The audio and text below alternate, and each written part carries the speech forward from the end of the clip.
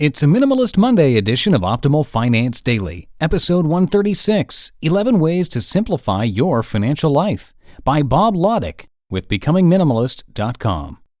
Get ready to maximize your potential with Optimal Finance Daily, the podcast that brings you the best content in personal finance 5 days a week. Your optimal life awaits. Now here's your host, Dan Warren.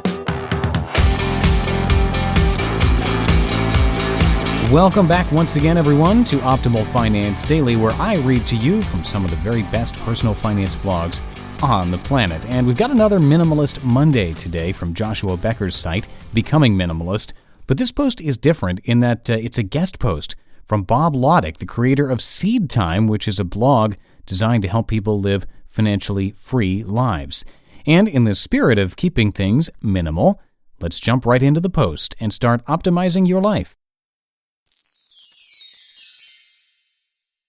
11 Ways to Simplify Your Financial Life, by Bob Lotich with becomingminimalist.com. I began my journey into minimalism a little over a year ago and soon began experiencing the benefits of having less and living a simpler life. Running a personal finance blog, I began to ask myself, how can I apply these principles to my money? I don't know about you, but I've found that in my life, my finances are entirely too involved, and too often I feel like they're controlling me. Those aren't ridiculous conclusions considering how complicated finance has become on all levels, as well as the rapid pace of change that it throws at us. But here are 11 ways to simplify your financial life and put greater control back in your hands.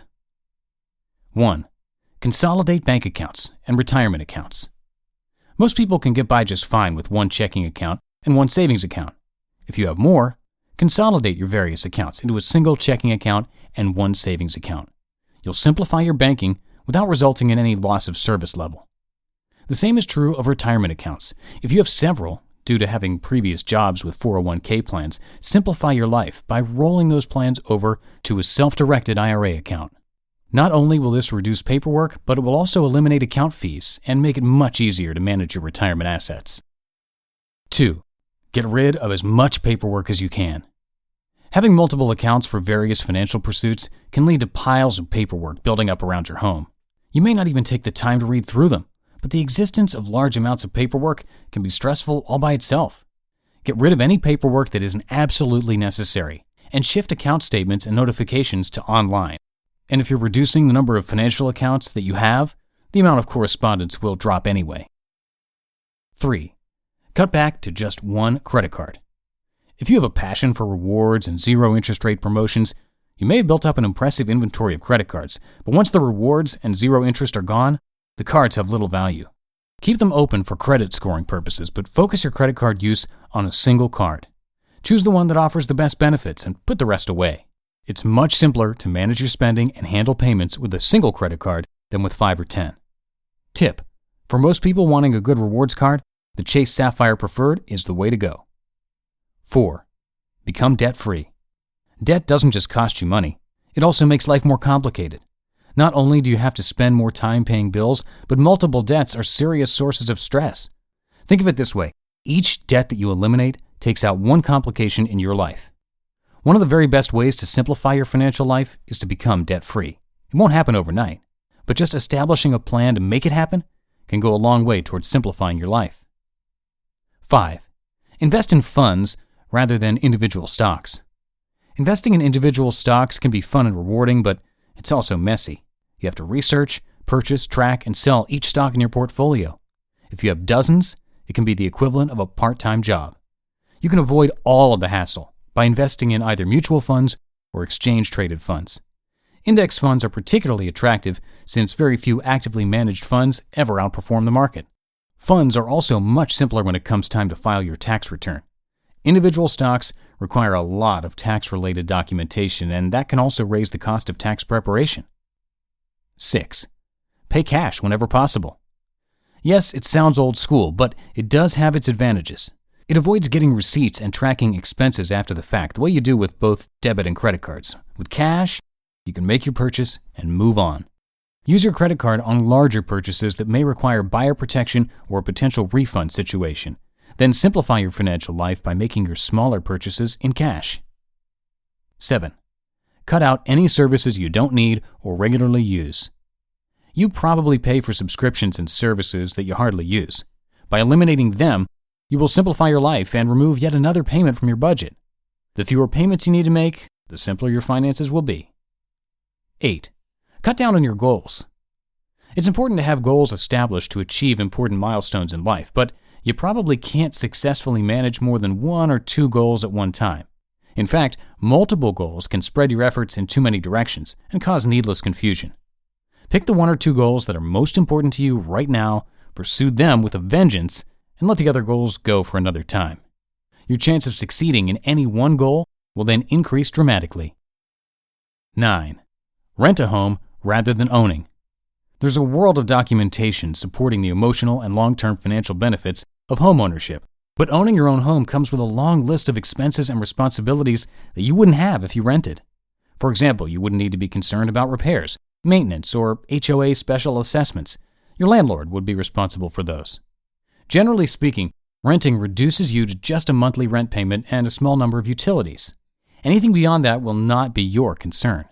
That will simplify both your finances and your life. 10.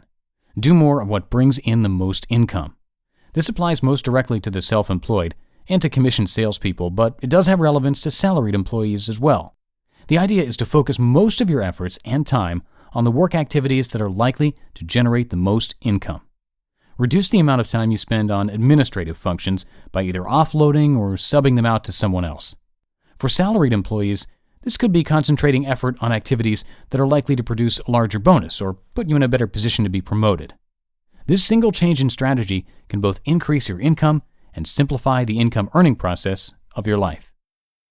11. Turn off your TV and go easy on the internet. Information is good, to a point. But after that, it turns into noise and promotes mental clutter.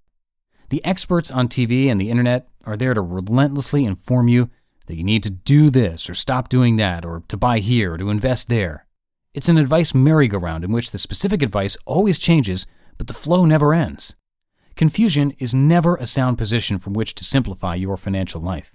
Limit the amount of information you take in, restricting it only to the most trusted sources. Then, tune out the rest. Implementing just a few of these changes can go a long way towards simplifying your financial life. Now, I'd love to hear from you. What have you done to simplify your financial life? You just listened to the post titled 11 Ways to Simplify Your Financial Life by Bob Lotich with BecomingMinimalist.com. And number 10 on this list, which applies mostly to self-employed folks, was to do more of what makes the most money. And the best way to accomplish that is to track your income, every single penny, to see where it's all coming from. And we have a spreadsheet that helps you do exactly that. Plus, you can track all your expenses, too, and have it automatically summed up into nice tables for you. And you can get that spreadsheet for free just by joining our mailing list, our email list over at oldpodcast.com. So all you have to do is head over to the website, enter your email address. You'll get the spreadsheet automatically with a video tutorial to go along with it, and it is just that simple. You can also join by text. You just text the word financial to the number 44222. That's financial to 44222. Now, tomorrow here on the show, we're going to hear from one of our newer authors to join OFD, Kristen Wong. So stay tuned for that on Tuesday, where your optimal life awaits. Hello, Life Optimizer. This is Justin Malik, creator and producer of this podcast, but also Optimal Living Daily, the show where I read to you from even more blogs covering finance, productivity, minimalism, personal development, and more from amazing bloggers like Derek Sivers, Zen Habits, The Minimalists, and all the ones you hear on this show too. So if you enjoyed today's episode and like taking amazing blogs on the go, come on over to Optimal Living Daily and subscribe to that one too. And together, we'll start optimizing your life. You've been listening to Optimal Finance Daily. Be sure to hit the subscribe button to stay up to date on each new episode and head to oldpodcast.com. That's OLDpodcast.com for a free gift as well as more actionable tips and resources to help you maximize your potential. Thanks for joining us, and remember, your optimal life awaits.